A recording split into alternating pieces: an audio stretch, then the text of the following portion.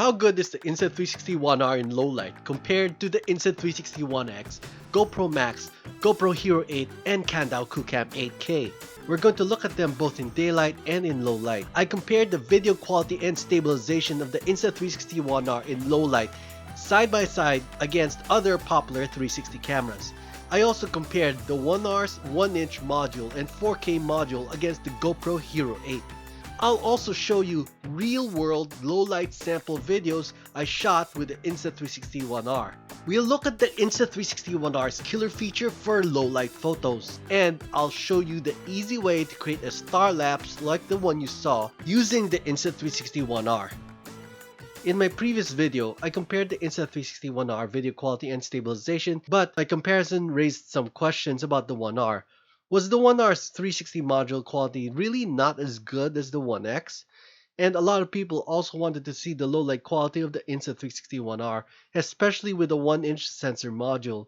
And finally, I also got some questions about the mysterious, scandalous, moaning sounds in the background.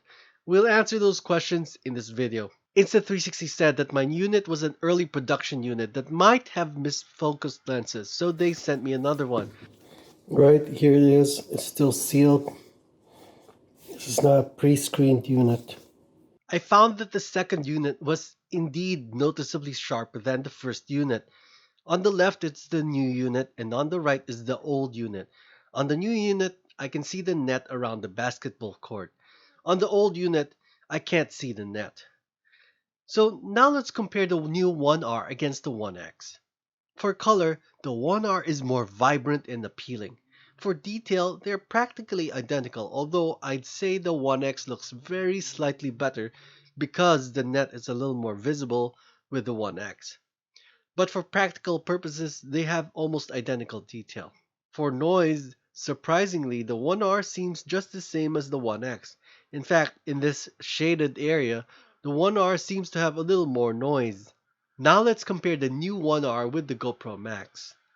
For detail, they're almost the same, but the MAX is slightly more detailed.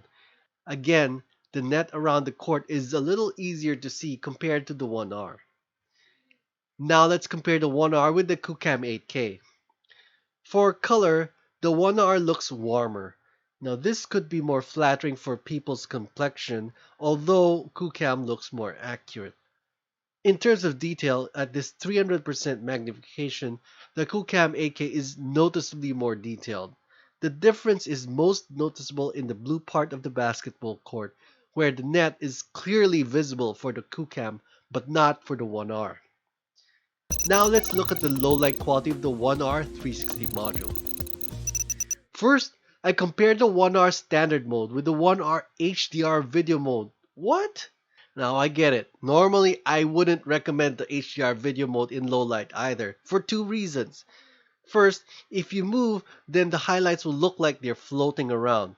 And second, the lights will look like they're flickering.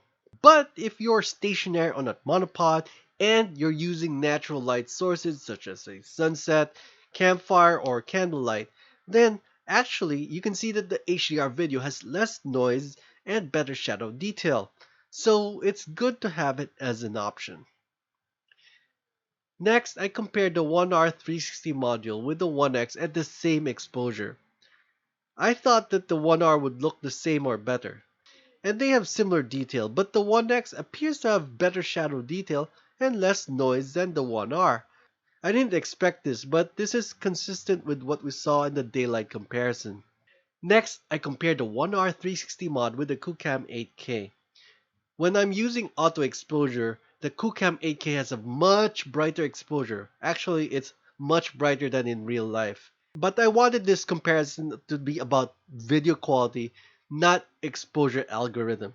So to make the comparison fair, I used manual exposure with both cameras at the slowest shutter speed of 1/30th. Now I found that they have equivalent exposure at around ISO 1600 for the One R and ISO 3200 for the Qoocam 8K. This is not what I expected because they both are supposed to have an aperture of f2.0. Anyway, with similar exposures, the One R has slightly more detail than the Qoocam 8K as seen in the sign and the foliage. However, the Qoocam has much less noise, and in terms of dynamic range, it has more shadow detail. Next, I compared the One R with the GoPro MAX. With auto exposure, the Max looks brighter. When I equalized the exposure at 1/30th shutter speed, I was surprised because I found that the GoPro MAX had a similar exposure at ISO 400, a full 2 stops less than the Insta360 One R's ISO 1600 and 3 stops less than the Qoocam 8K's ISO 3200. Anyhow, with equivalent exposure, I found that the Max had a little better detail as seen in the signs and the foliage. Max also had less noise.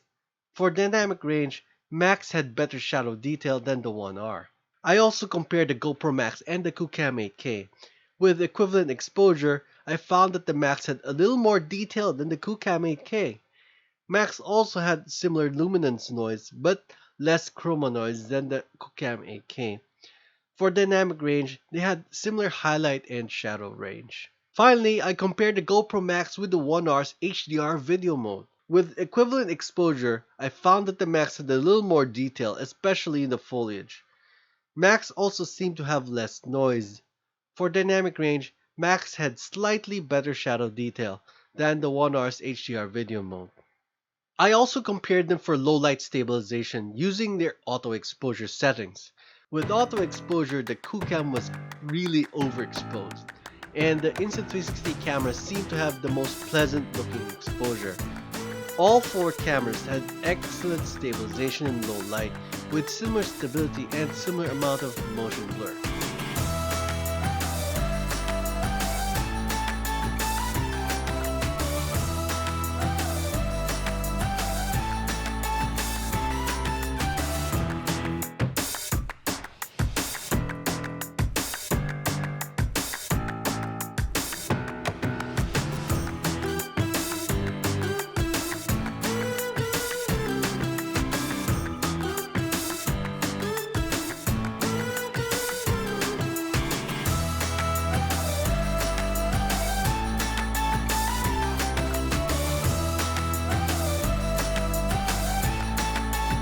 Now let's look at the Insta360 One R's 1-inch module.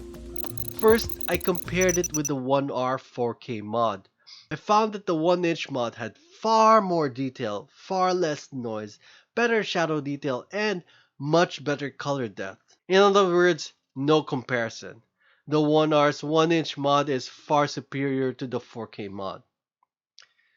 I also compared the One R's 1-inch mod to the GoPro Hero 8. I found they had equivalent exposure when the Hero 8 was at ISO 1600 and the One R 1-inch mod at ISO 3200. At equivalent exposures, the One R 1-inch mod had far better detail and less noise. The One R 1-inch mod also seems to have better color depth. I compared the three cameras for stabilization as well. For this test, I just walked casually around this outdoor mall. I didn't try to walk carefully or use a ninja walk. The One R 1-inch mod and 4K mod both had excellent stabilization. Both had much better stability than the GoPro Hero 8.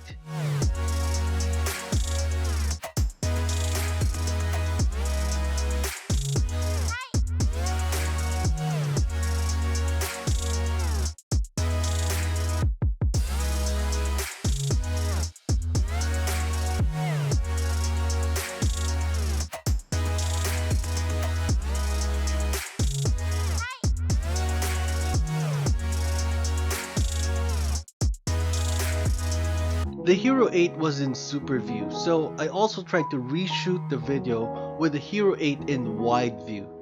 I found that even in wide view, the Hero 8 stabilization was not as good in low light as the Insta360 One R 1-inch mod and 4K mod.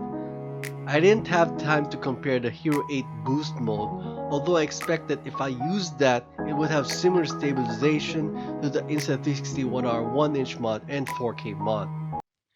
Now, regardless of these tests, what really matters to me is how it performs in the real world, and in that regard, the 1-inch looks incredible. The stabilization is very smooth, it soaks up vibrations from walking, it looks better than the gimbal to me.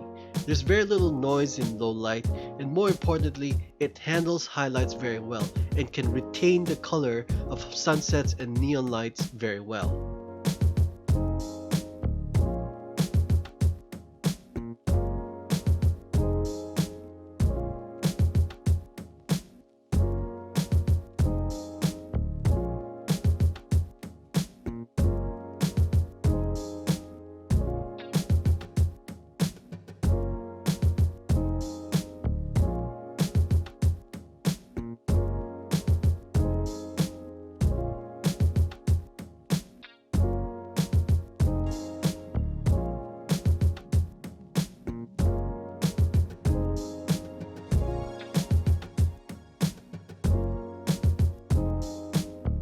So far we've been talking about the One R's low light video capabilities, but believe it or not, the One R's low light photo capabilities are even more incredible thanks to a feature called NightView.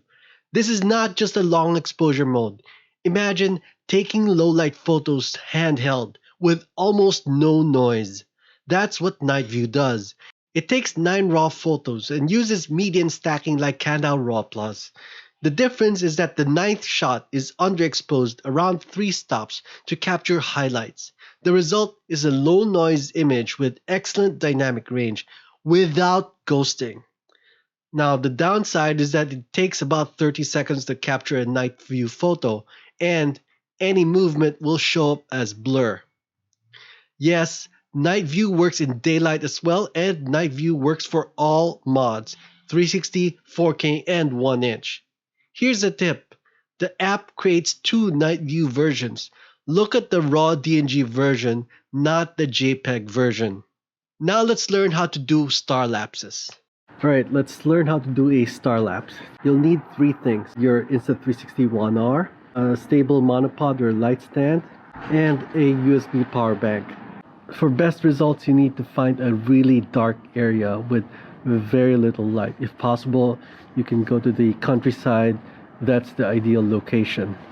Next, we'll need to find the right exposure. To do that, we'll need to take a test shot in regular photo mode, and we need to use manual exposure.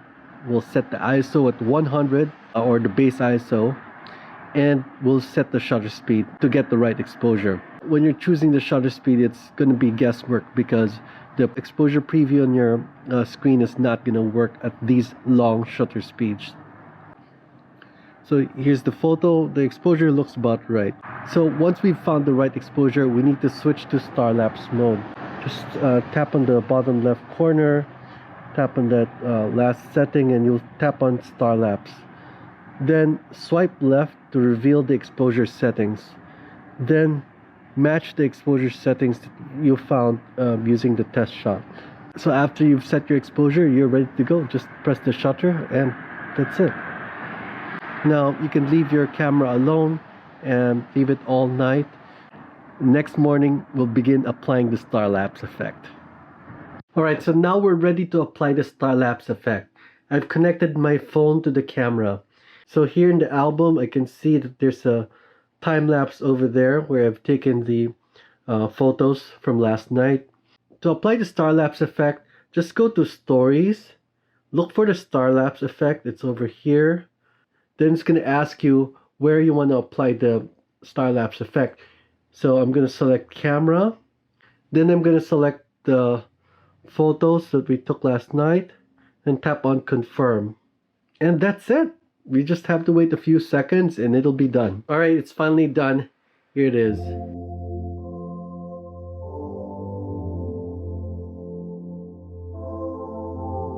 By the way, what's the moaning sound in my video? Well, it was 2 a.m. and I was on the internet, so you know, you can figure it out. Just kidding. I was just wheezing from my asthma. Anyway, don't miss my full review of the Insta360 One R. Thanks for watching, and I'll see you in 360.